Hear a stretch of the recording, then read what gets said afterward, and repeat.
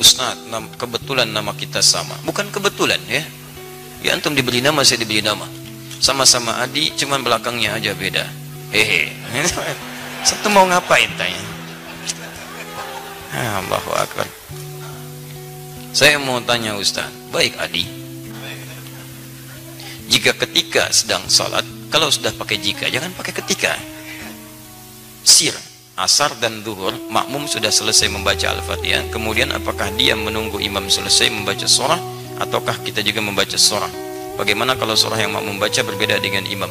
Dalam salat makmum dengan imam, kita bisa lihat kondisinya. Pertama, ayat-ayat yang mengisyaratkan, bahkan hadis-hadis mengisyaratkan dalam kondisi makmum mendengarkan bacaan imam. Ya, diantaranya misalnya, fa idza quri'al Qur'anu fastami'u lahu wa ansitu la'allakum turhamun.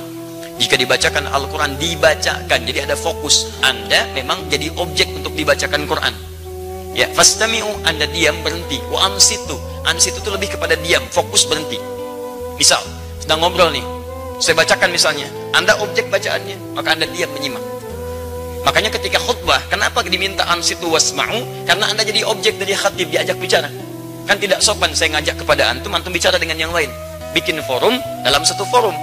Sama ketika Anda dibacakan pada Anda ayat Quran, Anda fokus melihat, mendengarkan, fokus dengar.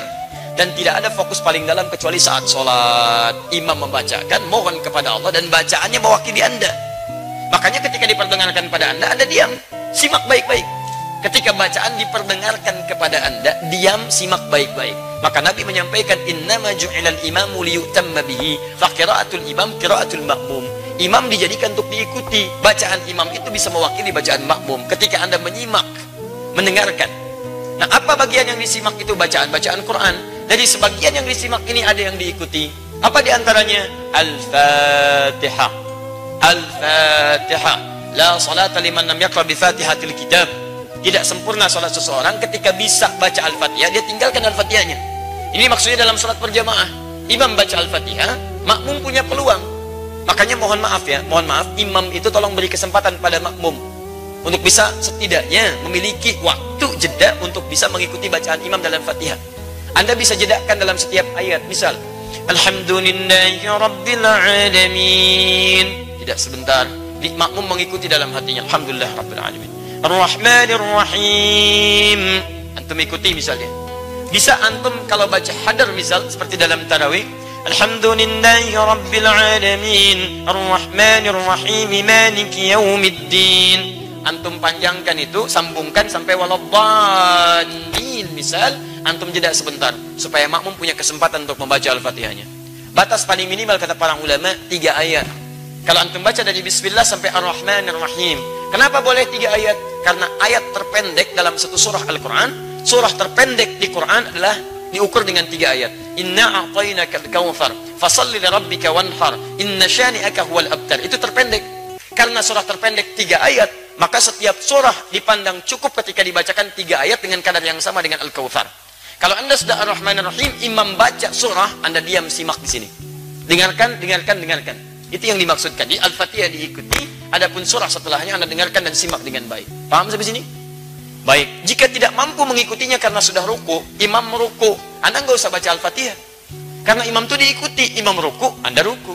Imam sujud, Anda sujud. Jadi begitu Anda misalnya datang, sholat, misal kita kasih contoh, antum imam, Bismillah.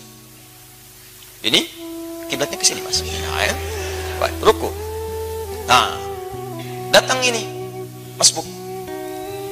Bismillah. Baik, lihat baik-baik. Sebentar, pertanyaan saya, kenapa antum masbuk? Hah? Orang yang bisa tepat waktu, antum masbuk, kenapa antum masbuk? Jangan dibiasakan mas, sholat itu penting. Antum dahulukan kepentingan akhirat. Jangan diulangi lagi ya. Yang lain bisa datang tepat waktu, antum masbuk, luar biasa. Siapa nama antum? Mas Faiz, bukan masbuk. Jangan masbuk, ya Mas Faiz. Jangan diulang ya. Awas, hati-hati. Cita-cita masuk surga, masbuk lagi. Tahan sebentar, antum sedang sholat. Ini posisi kok beliau datang terlambat ya. Nah, begitu beliau datang, kemudian takbir, karena sholat dibuka dengan takbir. Takbir.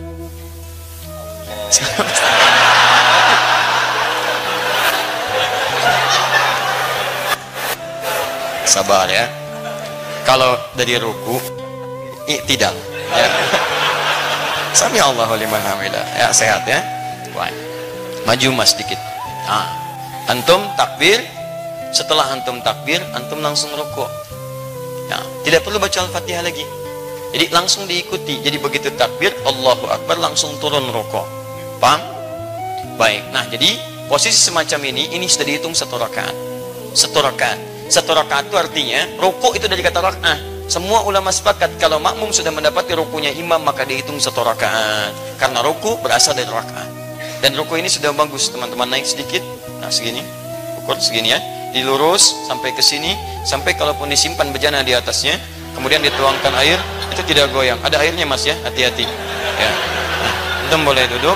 Tidak. Baik pemirsa, jadi contoh ruku semacam ini, ruku yang bagus. Hati-hati mas ya. Ah, sudah. Terima kasih. Nama siapa?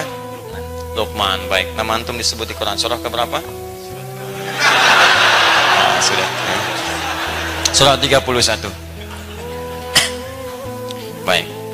Insyaallah antum malam ini akan mendapatkan hadiah khusus spesial buat Luqman. Kita akan berikan mushaf khusus dan kita doakan dengan mushaf itu bisa hafal Quran insyaallah ya. Baik. Sudah menikah? Alhamdulillah. Baik.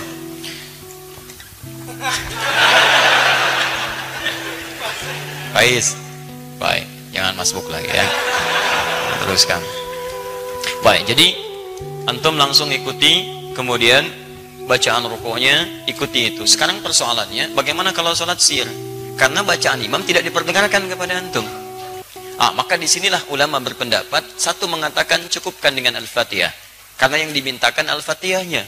Maka antum bacakan Al-Fatihah, Al-Fatihah, Al-Fatihah. Jikapun belum imam kemudian turun, antum bisa mengulang Al-Fatihahnya.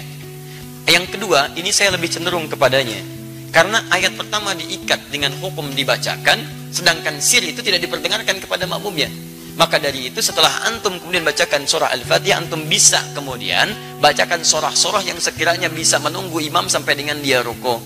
Ustadz, bagaimana kalau bacaan makmum beda dengan imam? Tahu dari mana antum bisa sama dan beda? Kan imam nggak ngasih tahu karena nggak dibacakan kepada antum. Nggak bisa antum mau ruku, imam sama nggak bacaan ini, sama antum sedang sholat. Ya? Di situ nggak ada masalah perbedaan itu, sepanjang masih dalam rukun yang sama, nggak ada masalah. Sama dengan begini, antum mau turun sujud, imam pakai lutut, antum pakai telapak tangan, salah nggak? Tidak, karena posisinya sama-sama mau sujud dan diberikan kesempatan hal yang menggunakan perangkat bisa berbeda. Yang penting turun sujud. Jadi tidak harus imam pakai lutut, antum pakai lutut, tidak. Imam bisa pakai lutut, antum bisa pakai telapak tangan, bergantung pada kemudahan kita. Imam telapak tangan, antum pakai lutut. Yang salah imam pakai lutut, antum pakai kepala, itu yang salah. Jelas ya? Di dalam konteks ini, itu silahkan seperti tadi yang kami sampaikan. Sami Allahu liman